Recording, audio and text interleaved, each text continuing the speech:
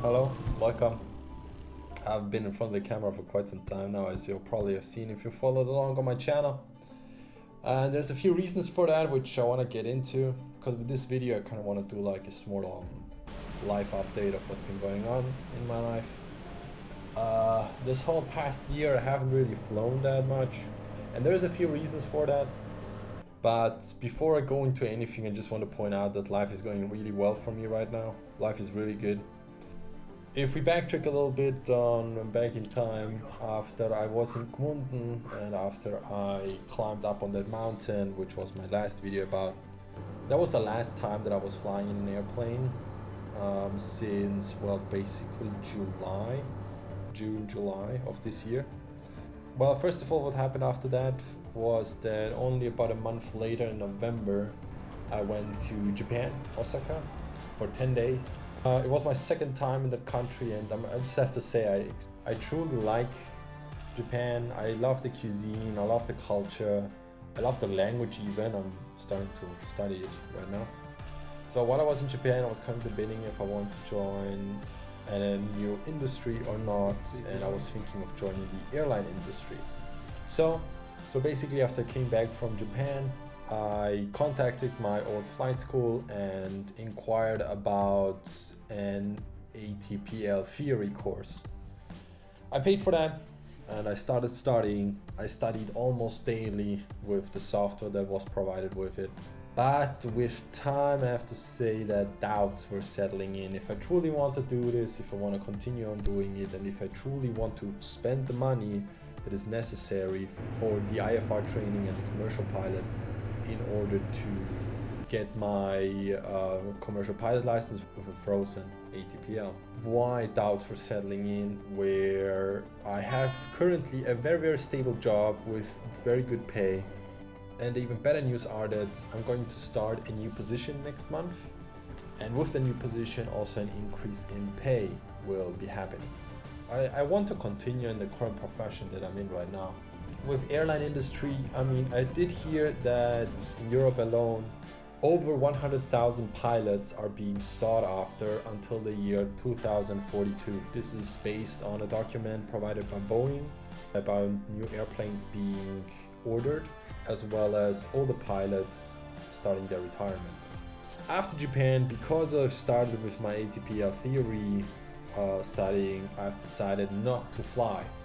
The idea was to study for 2 years, and then once I'm done with that, I have enough money saved up in order to be able to afford the full-on IFR training, plus the commercial pilot license and the multi-engine piston rating that I would have to get. That is a lot of money though that I would have to spend at once, and I was thinking that I could continue the flying part as a hobby.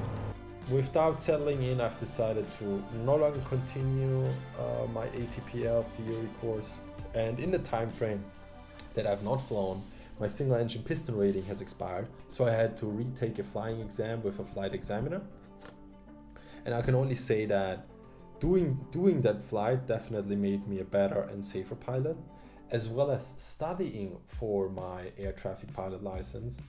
I've definitely also gotten new knowledge, which is very helpful in flying in this point of time, especially now that I've gotten to the 100-hour mark. And for all those of you who don't know, there are certain dangerous periods in flying where it's kind of like you think you have experience, but in reality you don't truly. So you become lazy in a sense with your safety procedures, even though you should. And the dangerous marks are the 100-hour mark, which I'm at right now, the 200-hour mark, the 500-hour mark, and the 1,000-hour mark. What I've been trying to do this summer right now is getting back into flying. So I flew to Zell am See, which is a small airfield that I haven't been to in quite a long time in the middle of the Alps. And because it only has a 660 meter landing distance available runway, I've decided to do a short field landing, and I have to say that it came out better than I thought it would. I'm very proud of how I pulled it off, the approach to get off the landing. And it was also a perfect opportunity for me to try out the famous $100 burger And for all those of you who do not know, the $100 burger is, I think, a joke from the 80s where renting a Cessna 172 cost about $100 an hour. And in order to kind of have an excuse to fly, you would rent a plane, you would fly to a different airfield, and you would eat a burger. So the $100 burger came to be. Now, inflation adjusted, cost me a total of 270 euros. Was it worth it? Yes, it was. I also have a new co-pilot with me. This is Red, a helicopter from Switzerland. And Sky, the octopus, has helped Red get it into the saddle, as well as getting his training as my new co-pilot. And I'm flying with both of them on my trips. Now on to the future. The exciting news is there's a new airplane that I've checked out, and it's great. It flies really, really well. It's different, and I definitely do plan on flying more in the future with that airplane. Now, not only that, a few weeks from now, I have a full-on week off of work, vacation, and I do plan something big. I plan on fulfilling a dream of mine that I've had for a very, very long time now, since I've gotten my license. And hopefully the weather is going to be just right so that I can do it in its full length. Do look forward to that, and I hope you enjoyed this. I haven't posted a lot in this last year, I know, but with this, I hope I'll be posting more videos in the future. Thank you.